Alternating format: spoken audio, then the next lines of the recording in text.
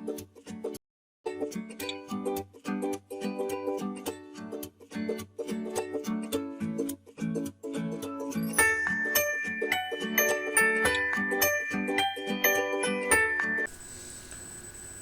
عليكم ورحمة الله وبركاته. كلنتي وناكسن داود kusoo dhawaad casharkii labaad iyo antenatal care.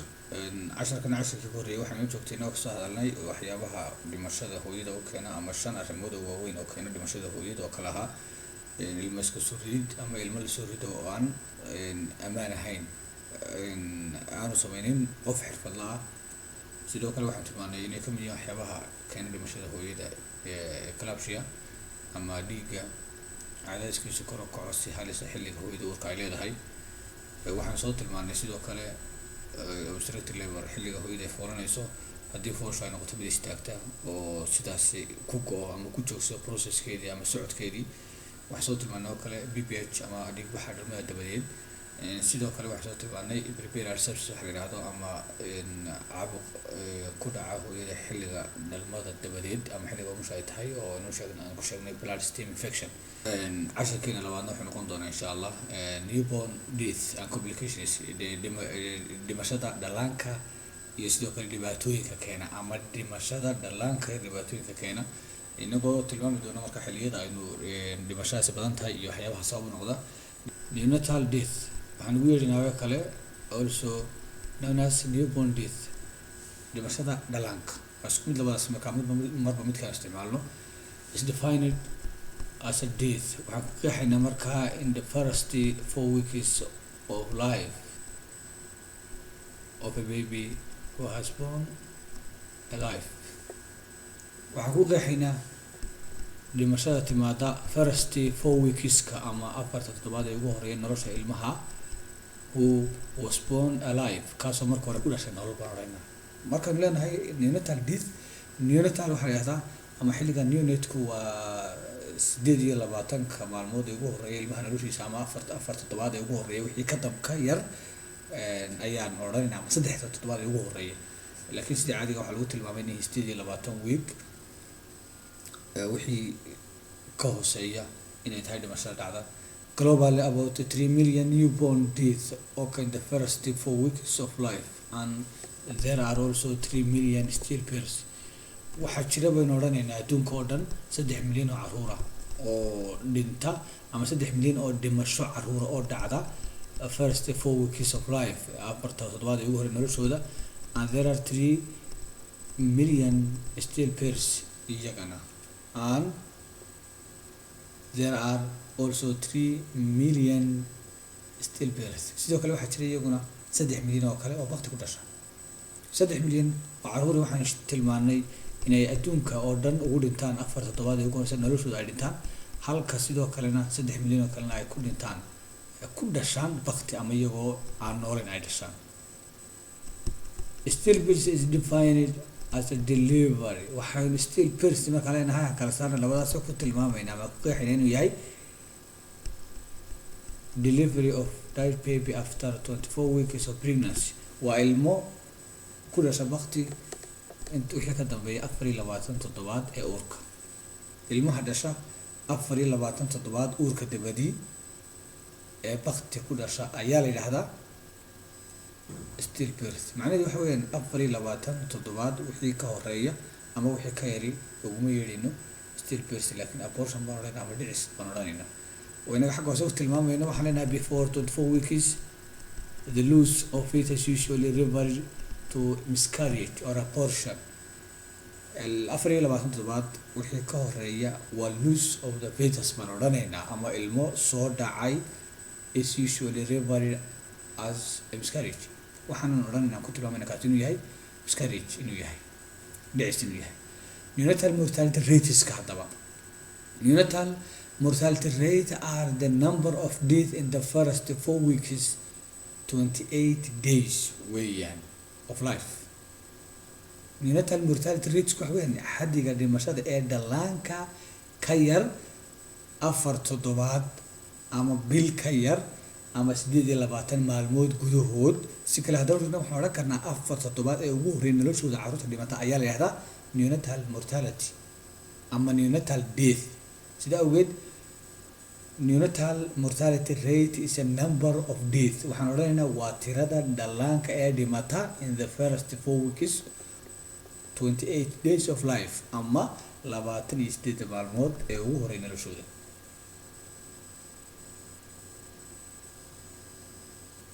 siyaabaha ama how can maternal and neonatal mortalities be reduced?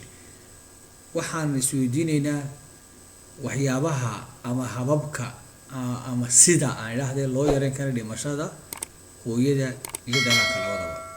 waxaan odhanaynaa markaasoo tilmaamaynaa the reduction of maternal and neonatal mortality has been globally recognized. in la dhimo ama la reduction gareeyo dhimashada hooyada iyo dhallaanka waxay noqotay mid adduunku u aqoonsaday oo ay tahay mid ka mid ah one of the World Health Organization Millennium Development Goals. inay ka mid tahay qorshayaasha iyo goolasha ay qorshaysatay hay'adda qaramada midoobay oo qaabilsan caafimaadka adduunka set in the year 2000 to 2015 sanadka marka 2000 ilaa 2015. sababaha marka ama qaababka lagu xaqiijin karana waxaa ka mid ah by improving maternal health nutrition, in la xaqiijiyo caafimaadka hooyada iyo nafaqadeeda during pregnancy inta uurka ay leedahay through effective antenatal care, iyada oo loo marayo adeeg bixin waxtar leh ama adeeg bixin fiican oo antenatal care-ka ah. ensuring safe and clean delivery, sidoo kale la hubiyo in hooyadu safe and clean delivery labadaba loo sameeyey. dhalmo ama ka dhalin ammaan iyo nadiif labadaba ah and providing immediate postnatal care, iyo sidoo kale inay hesho hooyadu gargaar degdega dhalmada dabadeed ama xilliga umusha. it is estimated, taasi waxaan qiyaasaynaa ama ay noqonaysaa qiyaas ahaan we could prevent inaan ka hortagno ama prevent garayno about 75 of neonatal death, in ka badan 75% inaanu yarayno dhimashada dhallaanka ee aan soo tilmaanay ee ahaa 28 maalmood gudahood ama 4 toddobaad ee ugu horey noloshooda. sidoo kale more than 50 of death, iyadana boqolkiiba in ka badan 50 ayay dhintaa tani in the first year of life. waxaan uga jeednaa sanadka ugu horey noloshooda caruurta ayay badbaadisaa daryeelkan aan soo tilmaanay oo la helaa. and 99% of maternal death, iyo sidoo kalena boqolkiiba 99 ayay iyaduna dhimi kartaa ama ay yareyn kartaa dhimashada hooyada. si guud haddaan u dulmarno waxaan odhanaynaa yareynta dhimashada hooyada iyo dhallaanku waxay noqotay mid adduunku u aqoonsaday islamarkaana mid ka mid a goolasha iyo millennium development-ga ay leedahay ama hadafyada ay qorshaysatay hay'adda caafimaadka adduunka u qaabilsan sanadku markuu ahaa 2000 ilaa 2015 iyadoo la sameynayo adeeg bixin antenatal care ama xaqiijinta hooyada caafimaadkeeda iyo nafaqaadkeeda xilliga uurka ay leedahay, lala sameeyo effective antenatal care iyadoo la hubinayo in hooyada loo sameeyay safe and clean delivery labadaba. dhalmo safe ah islamarkaana ammaan ah and providing immediate postnatal care, sidoo kale la siiyo oo ay hesho hooyadu adeeg bixinta dhalmada dabadeed si dhaqsaaba. waxaanu qiyaasaynaa marka xaaladdan soo tilmaanay oo aan sameynaa ama tallaabooyinka aan soo tilmaanay oo aynu qaadnaa inay noqon karto ka hortag 75% dhimashada dhallaanka iyo sidoo kale in ka badan dhimashada dhallaanka sanadka ugu horeeya, halka 99% ay hooyadu ku badbaadi karto oo ay noqon karto mid ka badbaada dhimashada marka aan tallaabooyinkan aan soo tilmaanay sameyno. waxaanu eegi doonaa oo noqon doona marka ciwaankeena xiga isaguna planning for maternal and newborn health care in your community, sida loo qorsheeyo adeeg bixinta hooyada iyo dhallaanka ee health care-ska ama maxay daryeelka caafimaad ee bulshadaada. planning for maternal and newborn health care in your community, sida loo qorsheeyo adeeg bixinta hooyada iyo dhallaanka ee bulshadaada ayaynu odhanaynaa. pregnancy woman, markay hooyadu ama hooyada uurka leh haydhaahda ee may face many different health problems, waxay wajahdaa dhibaatooyin caafimaad oo fara badan during pregnancy inta uurka ay leedahay. some of these are bleeding, qaar ka mid waxay noqon karaan bleeding bay noqon karaan dhiigbax, high blood pressure bay noqon karaan cadaadiska dhiigga oo kor u kaca, convulsion gariir ay hooyadu ku dhaca, high fever xumo daran, blurry vision aragtida oo shucaac yeelata, abdominal pain iyo sidoo kale caloosha xanuunta, breathing difficulties neefta oo ku adkaata, severe headache madax xanuun daran, anemia ama dhiig la-aan, diabetes macaan, and infection. waxyaabaha oo dhan ayay wajahdaa ama hooyadu ay la kulantaa baan odhanaynaa. waxaynu odhanaynaa pregnant woman may face many different health problems during pregnancy. hooyadu waqtiga uurka ay leedahay waxay la kulantaa ama ay wajahdaa oo ku dhici kara many health problems baan odhanaynaa, dhibaatooyin caafimaad darro oo kala duwan. waxay qaar ka mid a waxaan ku tilmaamaynaa bleeding waa dhiigbax, high blood pressure waa cadaadiska dhiigga oo kor u kaca ama dhiig kar yimaada, convulsion waa gariir ayaan odhanaynaa, high fever waa xumo daran, blurry vision aragtida oo shucaac yaata calashaan waxay tusaale u noqonaysaa taasi inay jirto dhiig la-aan, abdominal pain caloosha oo xanuunta. waxaan u fahmaynaa caloosha markaa inay tahay meesha ilmuhu ku jiro ee maaha caloosha cuntada u gasho. breathing difficulties neefta ama naqaska oo ku adkaada, severe headache madax xanuun daran, anemia waa dhiig la-aan, diabetesna waxaan odhanaynaa waa macaan, iyadoo macaankaasi markaa inta badan uu laba noocuun common yahay, laakiin nooca saddexaad waxa weeyaan mid ku dhaca ama oo loo yaqaano gestational DM ama gestational diabetes oo haweenka waqtiga uurka ku dhaca, an infection iyo sidoo kale caabuqyo ayaa jira sida UTI ama maxay dhahdaa wixii soo raaca. You will learn about sidoo kale haddaba waxaan baran doonaa ayaan odhanaynaa waxaan ku baran doontaa the diagnosis and management of all these health problems in later in this chapter. waxaan insha allahu tacaala baran doonaa diagnosiska iyo sidoo kale managementiga ama siyaabaha lagu ogaado iyo lagu maareeyo dhammaanba dhibaatooyinkaan soo tilmaanay chapterka soo socda ama chapterada soo socda ayaan ku faahfaahin doonaa. halkaa markaan dul marayna waxaan odhanaynaa haweenku waxay wajahaan ama ay la kulmaan xilliga uurka ay leeyihiin dhibaatooyin fara badan oo caafimaad, iyagoo ka horeeya dhiigbax, dhiigkar, gariir, xumad, aragtida oo shucaaca yeelata, calool xanuun, neefta oo ku adkaata, madax xanuun daran, dhiig la-aan, sidoo kale macaan ama sokor iyo sidoo kale infection. waxaana markaa ku baran doonaa diagnosiskeeda iyo managementigooda intaba insha allah dhibaatooyinkan soo tilmaanay chapterada soo socda. waxaynu halkan ku tilmaami doonaa insha allahu tacaala waxaa la yidhaahdo calculating the number of women who need antenatal care service. maadaama waxaan ka hadlaynaa inuu yahay adeeg bixinta uureyda ee waqtiga haweenku ay leeyihiin uurka aan ka hadlayno, waxaan u baahanahay inaynu barano inuu isla eegno siyaabaha loo calculate gareeyo ama loo xisaabiyo tirada haween ee u baahan inay helaan adeeg bixinta uureyda. waxaan u baahanahay markaa inaynu bal siyaabahan ku ogaan karno ama aan u xisaabin karno aynu kusoo saari karno tirada haweenkaasi aynu ogaanayno. The first step waxay noqonaysaa tallaabada koowaad in assessing the need for antenatal care in your community. inaan assess gareyno ama aan qiimeyno baahida antenatal care-ka ama adeeg bixinta uureyda ee ka jirta ama ka dhex jirta bulshadaada. is to calculate the number of women inagoo xisaabina tirada haweenka who are likely to be pregnant in normal year. tirada haweene ee suurtagal ay tahay ama dhici karta inay uur yeeshaan sanadkii. These women are sometimes referred waxay haweenkan mararka qaar noqon doonaan oo uga jeedinaa to as the antenatal eligible inay noqdaan kuwo xaq u yeesha inay helaan adeeg bixintii because they are eligible to receive antenatal care. waayo waxay sabab uga dhigaynaa maadaama uur leeyihiin waxay xaq u yeelanayaan inay helaan adeeg bixintii. sidaa awgeed tallaabada koowaad ama first stepka waxaanu ka dhignay in assessing the need for antenatal care in your community inaynu qiimeyno baahida antenatalka ee bulshadaada.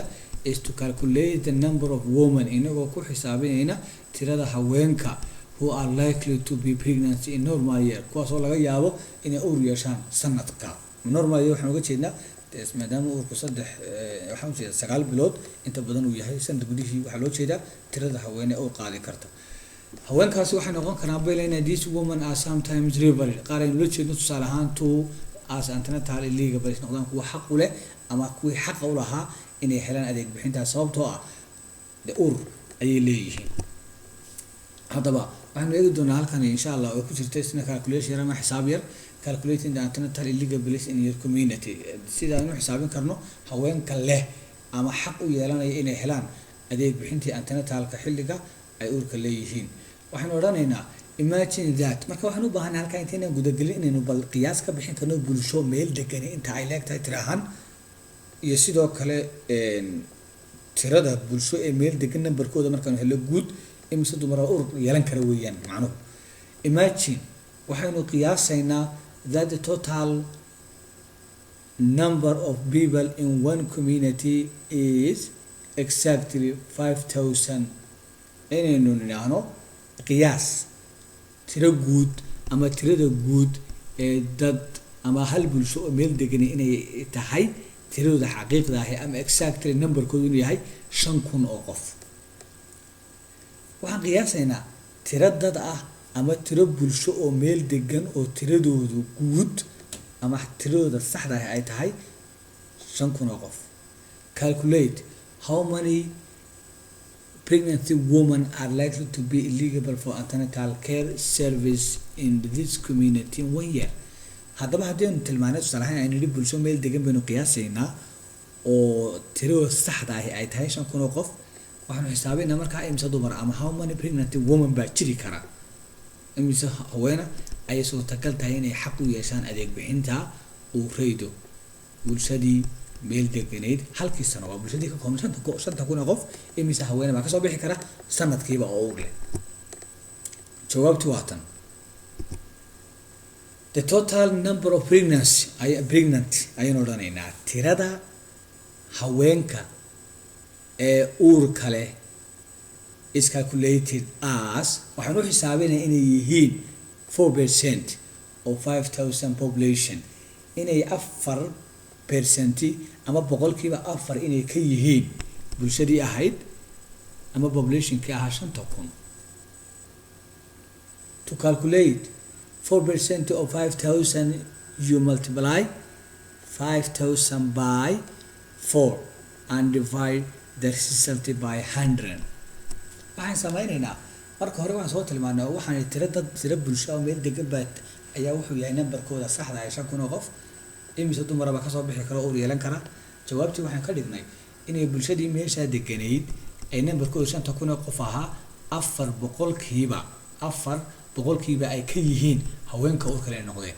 sidaa uga xisaabtu waxay noqonaysaa inaan soo saarno ama aynu helo numberkii saxda ahaa inaynu samayno ama aynu calculate gareyno xisaabino 4% oo maxay dhahdaay aynu ku dhufanayno 5,000 oo dad meel degan ah. macnaheedu marka waxay noqonaysaa inaynu samayno haddana u qaybino 5 times 4 divided by 100 calashan 5,000 ayaynu 4 ku dhufanaynaa isla markaana waxaynu qaybinaynaa 100. a good way to write this down as flow. han eegna bal waa halkan hoos waata ku qoran dabe. waxaan nidhi number of pregnant women aan idhaahdo wuxuu la mid yahay tirada haweenka ee uur kale waxay noqonaysaa total number of population, tiradii guud ee dadka oo lagu dhuftay 4 oo loo qaybiyay 100. macnuhu waa maxay? wuxuu noqonayaa 5,000 waynaga xaggan hoose ku qornay 5,000 oo lagu dhuftay 4 oo loo qaybiyay 100. waxaan markaa ka fahmi karnaa marka aynu leenahay tiradii guud ee haweenka uurka lahaa waxay la mid yihiin inaynu isticmaalno oo aynu ku dhufano tiradii guud ee bulshada meesha deganeyd oo ahayd 5,000 oo lagu dhuftay 4 oo haddana loo qaybiyay 100 ayay noqonaysaa. marka hore waxaan odhanaynaa haddaynu ku dhufano 5 4 waa 20,000 oo loo qaybiyay 100 markaan ka dhignana waxay noqonaysaa 200 oo haweena. macnaheedu waxa weeyaan 5,000 ee bulsho meel deganeyd ayaa waxa ay noqotay tiradii haweenka ee uurka lahayd 4%.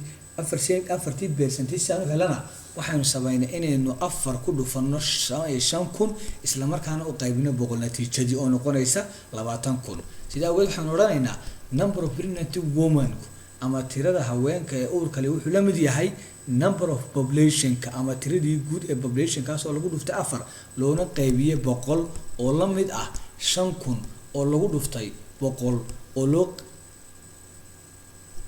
halkaasi waa saxo tirada haweenka ee uurka leh wuxuu noqonayaa oo ama uu la mid yahay tirada guud ee populationka meel degan oo lagu dhuftay 4 oo loo qaybiyay 100 oo la mid ah 5,000 oo lagu dhuftay 4 oo loo qaybiyay 100 oo macnaheedu yahay ama ugu dambeyn natiijadu ay noqonayso 200 oo haweena ayaa xaq u leh inay helaan adeeg bixinta uureyda ama 5,000 ee bulsho waxa ku jira 200 oo haween uur leh si guud markaan xagga percentage ka eegnana waa 4. Therefore sidaa daraadeed this community is expected to have waxaynu filaynaa bulshada 5,000 ka kooban ee soo tilmaanay to have 200 pregnant women in 1 year inay 200 haweenahi uur ka leeyihiin sanadka who are eligible for antenatal care kuwaasoo xaq u yeelanaya inay helaan adeeg bixintii uureyda and delivery iyo sidoo kale dhalmada and postnatal care iyo adeeg bixintii postnatal care inta macnaheedu waxa weyn haweeneydii uurka lahayd ayuun baa laga dhalinaya haddana adeegii umusha ama adeeg bixintii umushana helaysa. exercise baynu ka wada shaqeynaynaa waxaynu odhanaynaa markaa qiyaas imagine that the total number of people in one community is exactly 6,000 in bulsho meel degan tiradooda saxda ahi ay tahay 6,000 oo qof. Calculate how many pregnant women are likely to be eligible for antenatal care service in community in 1 year. waxaan markaa eegaynaa ama xisaabinaynaa imise haweenaba ka soo bixi karo uur leh imise haween oo uur leh baa ka soo bixi kara macnaheedu waxa weeyaan halka waxaanu ka sameynaynaa oo in oranaynaa waxaynu ku xisaabin karnaa sidii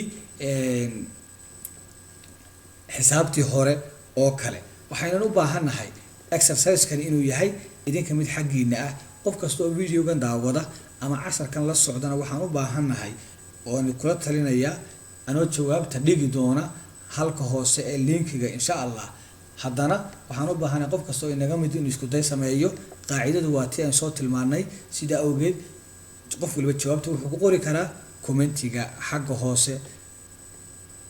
intaas ayaan kusoo gabagabeynaa casharkani labaad ee antenatal care waxaanan dhammaantiin ama qof kasta oo casharkani soo gaadho ama daawade ah ka codsanaya inuu subscribe gareeyo channelka si cashar kasta oo soo gelino uu noqdo inuu si degdeg ah u helo. Assalaamu calaykum waraxmatullaahi wabarakaatuh.